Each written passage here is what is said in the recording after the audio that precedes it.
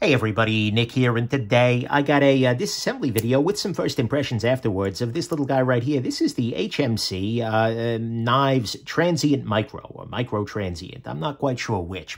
Either way, it's a small knife, and I'm going to take it apart here.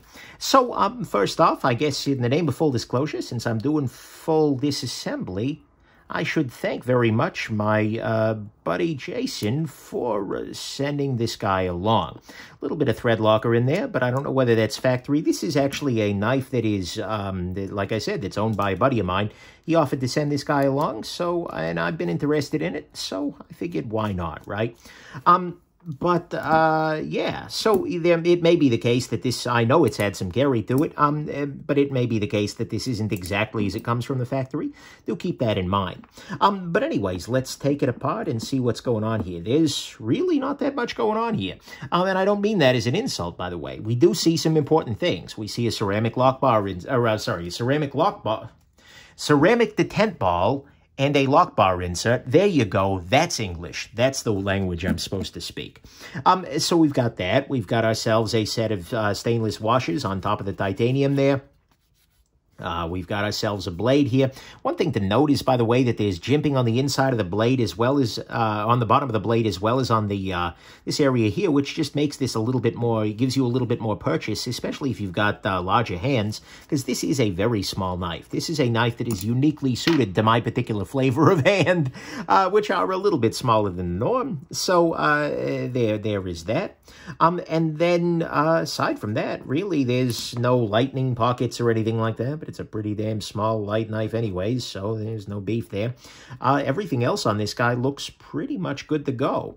So I'll just wash off my washes here. And by the way, I'm sorry, my bearings, if you're ever curious about any of the tools I'm using. Right now, some isopropyl alcohol.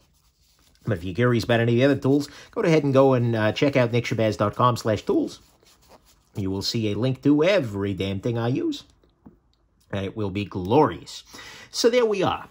We are pretty much done with the cleanup process. Actually, let me clean off the pivot here, just a slight touch. Is this free spinning? Yeah, I think it might be. Yeah, this is a free spinning pivot on... I see how it is. It's free spinning on this side, but there's a D shape on this one. Okay, that's fine. What that does mean is, as I reassemble it, I'm going to need to be careful about that. I need to make sure that I'm putting it back together in the way that such that the D shape is in the direction it needs to be going. So clean that off too. For some reason, I felt like the pivot was fixed, but guess not. Okay, so we'll put this guy back together now.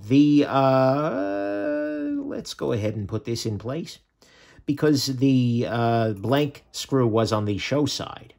And I need the D shape to be facing which direction? I need it to be facing towards the back of the knife. So I'll go ahead and put that there. I will drop on this washer here. And by the way, it's worth noting that one of the sides of the washer has a little bit of bearing wear on it already. I'll put that one back up in place in case there's been any kind of smoothing. I'm going to use some 10-weight nano oil here.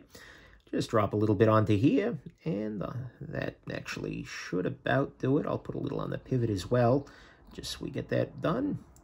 And we just rotate the bearings a little bit to spread that lubrication around.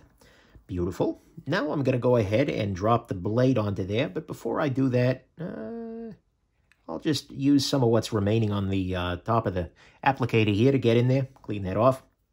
So there is that. And then let's go ahead and drop on the other bearing. That's useful and important. I'll go ahead and also put some lubrication on the detent ball hole as well, because that will just make it easier for it to deploy nicely. And then we'll go ahead and drop everything else on there. What I'm going to do here to start with is, remember, there's a D shape here and there's a D shape on this piece here. So I'm going to align those sort of off the knife, and I'm going to use the pivot, use the knife handle itself as sort of a lever to get the pivot into the proper positioning. Why is this not going together right? Something's off here. Is it off? No, it's not off. Nothing's off. Okay. Hey, there we go. I'll go ahead and put this back together. We're using a T8 pivot screw here. I'll use a little bit of blue Loctite on a stick here to put this thing back together. And yeet the thing across the room and then hit the camera with my Batman mask. That's a crucial part of any knife disassembly, of course, is the screw yeeting and the Batmaning of the camera. That's why you come to this channel, rather than going to the channel of somebody who knows what they're doing and appears to be basically competent at, well, basically anything. So we'll go ahead and we'll tune that, we'll put that into place here. Not super tightening it down yet because, you know, I know I'm going to need to take some tension out of it, remove the lock bar, but I want to get everything roughly in position first. Again, put a little Loctite in here, put this through the clip.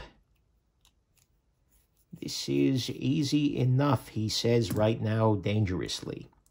Okay, right now it is too loose, I believe. Yeah, just a little too loose. The way I know that is that there's a little bit of side-to-side play. So we'll just do that. Beautiful.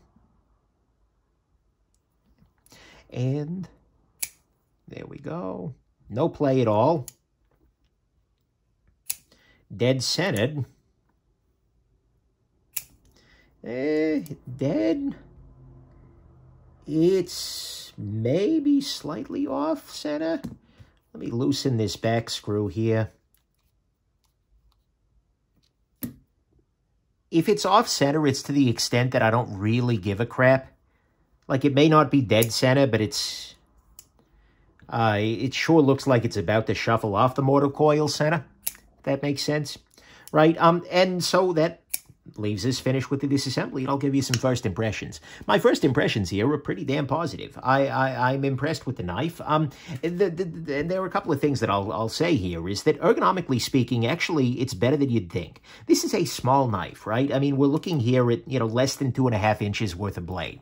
Not very large. And so as a result, it would be very easy, you know, even for somebody with relatively small hands, it would be very easy for this to be problematic. But in a lot of ways, I think they've done a good job there, because you can get this pinch grip here with this jimping here, which is a really nice detail. Without this jimping, I'm a sucker for things that it's very clear the person has thought through.